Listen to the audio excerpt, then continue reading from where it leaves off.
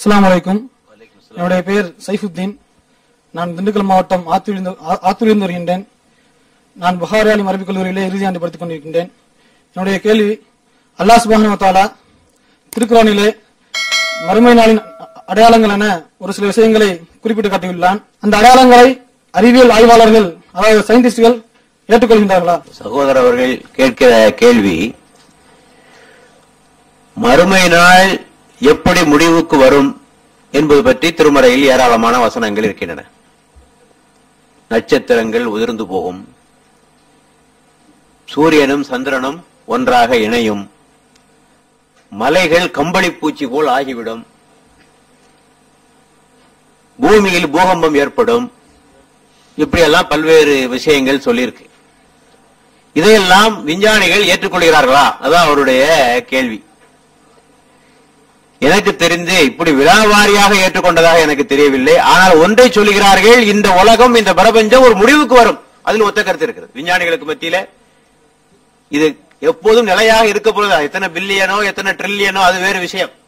ஆனால் இந்த பிரபஞ்சம் ஒரு முடிவுக்கு வரும் என்பதனை எல்லாருமே ஏற்றுக்கொண்டிருக்கிறார்கள். சரி, விஞ்ஞானிகள் ஏற்றுக்கொள்ளாததனால் குர்ஆனுடைய கருத்து தவறாக ஆகிவிடுமா என்று ஒரு கேள்வி வருகிறது. குர்ஆனிலே சொல்லப்பட்ட பல கருத்துக்களை இப்போதுதானே ஒன்றொன்றாக கண்டுபிடித்துக் கொண்டிருக்கிறோம். குர்ஆனிலே சொல்லப்பட்ட பல கருத்துக்களை இப்போதுதானே ஒன்றொன்றாக கண்டுபிடித்துக் கொண்டிருக்கிறோம். இப்ப குர்ஆனை அந்த காலத்துல சொல்லியது, நான் மருத்துவர் என்ற முறையிலே சொல்லுகிறேன். கரு வளர்ச்சி பற்றி ஒவ்வொரு கட்டமாக கரு எப்படி வளரும் குர்ஆன் அன்றைக்கு சொல்லியது, இன்றைக்கு தான் கண்டுபிடிச்சிருக்கோம். பெருவெடிப்பு கொள்கை இல்லையா? இந்த வானமும் பூமியும் ஒன்றாக இருந்தது.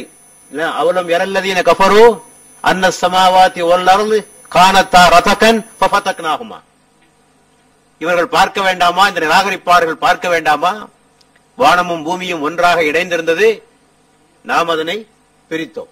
அதான் இப்போ பிக் பேங் தியரி என்று சொல்கிறார்கள், பெருவெடிப்பு கொள்கை. ஆக இன்னைக்கு அதை சொல்றோம் இல்லையா? இப்படி எத்தனையோ விஷயங்களை நான் சொல்லிக்கொண்டே போகலாம்.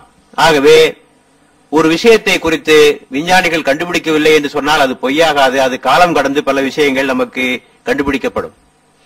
ஆனால் இப்போது நாம் கவனமாக இருக்க வேண்டியது, பல இளைஞர்களை இந்த விஞ்ஞானம் என்ற கண்ணோட்டமே அதிகமாக ஆக்கிரமித்திருக்கிறது. எப்போது பார்த்தாலும் இதை பற்றியே அதிகமாக பேசிக் கொண்டிருக்கிறார்கள்.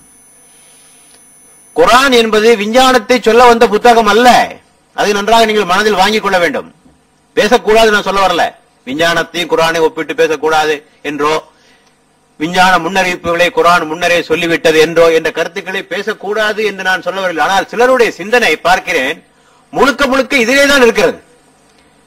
குர்ஆன் என்பது இறைவனுடைய கட்டளைகள் நிரம்பிய புத்தகம். ஆகவேதான் சொல்வார்கள், it is not a book of science, it is a book of science. SIGN. ஆயத்துகள் நிரம்பிய புத்தகம். அத்தாட்சிகளை பற்றி சொல்கின்ற புத்தகமே தவிர விஞ்ஞானத்தை பற்றி சொல்கிற புத்தகங்கள் அல்ல. ஆகவே நம்முடைய சிந்தனைகள் இதை பற்றி நாம் அதிகமாக யோசிக்க வேண்டும்.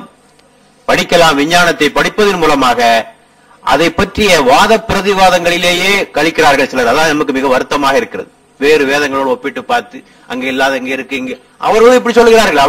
அவர்களும் பேசிக் கொண்டிருக்கிறார்கள், எங்க புத்தகத்தில் விஞ்ஞானம் இருக்கு, எங்க புத்தகத்தில் விஞ்ஞானம் இருக்கு என்றெல்லாம் பேச ஆரம்பித்து விடுகிறார்கள். ஆகவே பேசலாம், ஆனால் அதற்கு எவ்வளவு முக்கியத்துவம் கொடுக்க வேண்டுமோ அந்த அளவுக்கு நாம் முக்கியத்துவம் கொடுக்க வேண்டும். இந்த கருத்துக்களை அறிந்து கொண்டு அல்லாஹ்வுடைய வல்லமையை புரிந்து கொண்டு நம்முடைய ஈமானை இன்னும் அதிகமாக ஆக்கிக் கொள்வதற்கு நாம் இந்த விஞ்ஞான உண்மைகளை பயன்படுத்த வேண்டுமே தவிர நம்முடைய வாழ்க்கையை இதை பற்றியே பேசிக்கொண்டு காலமெல்லாம் கழிந்து விடக்கூடாது என்ற எச்சரிக்கையும் சகோதரருக்கும் மற்றவர்களுக்கும் நான் சேர்த்து சொல்ல